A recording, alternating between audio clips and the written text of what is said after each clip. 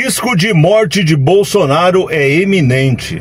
Foi o que disse deputado que visitou ele esta semana e trouxe informações muito preocupantes em relação a Jair Bolsonaro. Vamos falar sobre isso nesse vídeo. Antes eu preciso pedir a você que curta, comente, compartilhe, que se inscreva no canal.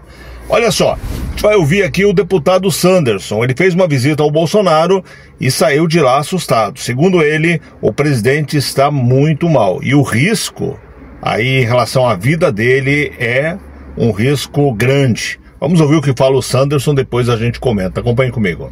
O presidente Bolsonaro, né, está aí, eu diria, posso até aqui ser mais franco com vocês, o risco de morte dele é iminente. Pelo que eu vi aqui, um homem de 70 anos está totalmente debilitado física e mentalmente.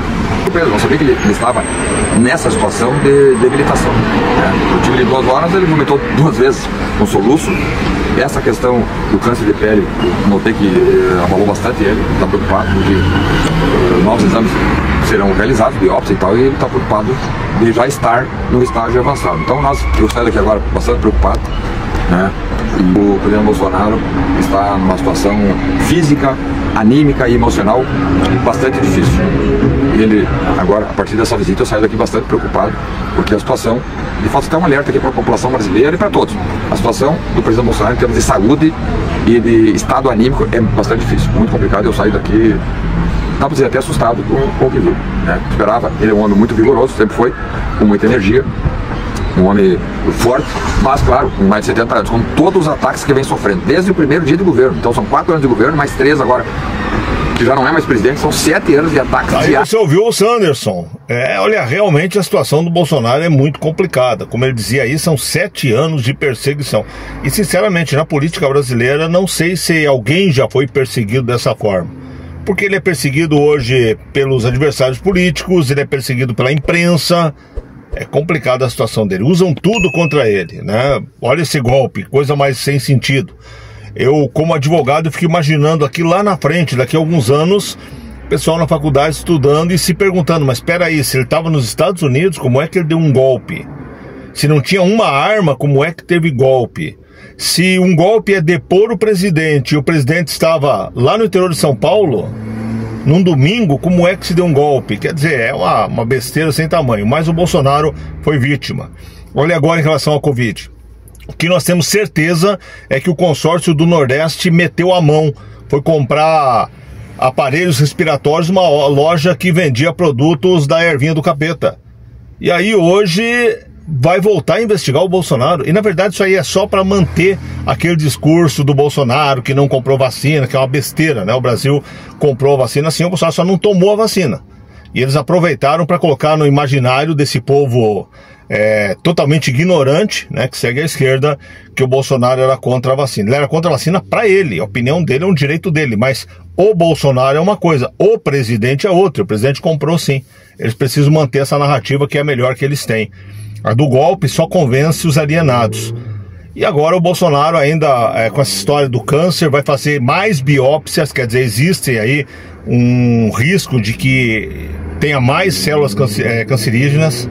É complicado, viu? Situação, um homem de 70 anos, pelo que falam, está num estado de depressão avançado. E sinceramente, essas 2 vezes que ele esteve no hospital, mesmo aquela que o Alexandre de Moraes quer saber por que ele ficou, a mídia fala em 5 minutos, 6 minutos, na verdade eles estão pegando o tempo todo, né? Toda a saída dele, porque parado no carro ele ficou 2 minutos e pouco. E foi o suficiente para Alexandre de Moraes ficar preocupado. Mas se você pegar só aquele vídeo, o olhar dele está perdido, ele olha para as pessoas e até esboça um sorriso, mas totalmente diferente do Bolsonaro que a gente conhece. Realmente a situação do capitão está muito complicada. A vida do capitão está por um fio. E se o capitão perder a vida dessa forma, nós sabemos bem quem terá o sangue dele nas mãos. Mas infelizmente o Brasil está parado. Olha esse projeto da anistia agora, que baboseira é essa? Mais uma vez a gente foi feito de palhaço. Colocaram lá o Centrão, colocaram um monte de investigados, Paulinho da Força, investigado há pouco tempo, né?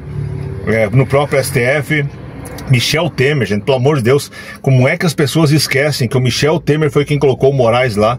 E ainda tem uns esquerdistas idiotas, me perdoe aqui, mas completamente desvairados, sem noção nenhuma da realidade, que acham que o Alexandre de Moraes é de esquerda. O Alexandre de Moraes é filho do Temer. Lembra o Temer que vocês chamam de golpista? Ele é o pai do Moraes. Na grande verdade, uma coisa que eu grito aqui a minha vida toda, as pessoas parecem que não escutam, é que o nosso inimigo é o Centrão. Vou contar uma história rapidinho para você e termino o vídeo.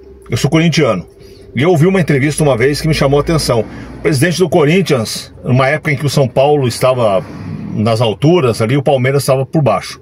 O presidente do Corinthians foi entrevistado e perguntaram para ele: escuta, agora o grande clássico de São Paulo não é mais Corinthians e Palmeiras, agora é Corinthians e São Paulo. A resposta dele me marcou. Ele falou: o nosso adversário sempre será o Palmeiras, o São Paulo é o inimigo. Isso porque eles estavam tendo problemas com contratações, um atravessando o outro e tal. Mas me chamou a atenção essa diferenciação, que até ali eu nunca tinha ouvido falar. Adversário é uma coisa, inimigo é outra. O nosso adversário é a esquerda, nós vamos brigar com ele sempre. E no mundo inteiro é assim. Mas o Brasil tem um câncer. O câncer do Brasil chama-se Centrão. E as pessoas não percebem. E tudo que é atrelado ao Centrão age nos bastidores, nas sombras. E foi o que aconteceu agora. O Bolsonaro tinha uma chance, que era a anistia. A chance não existe mais. Eles vão pôr fim à vida do Bolsonaro. E nós vamos ficar olhando de braços cruzados, infelizmente. Tudo caminha para isso.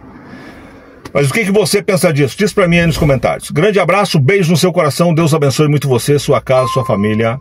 E até o próximo vídeo.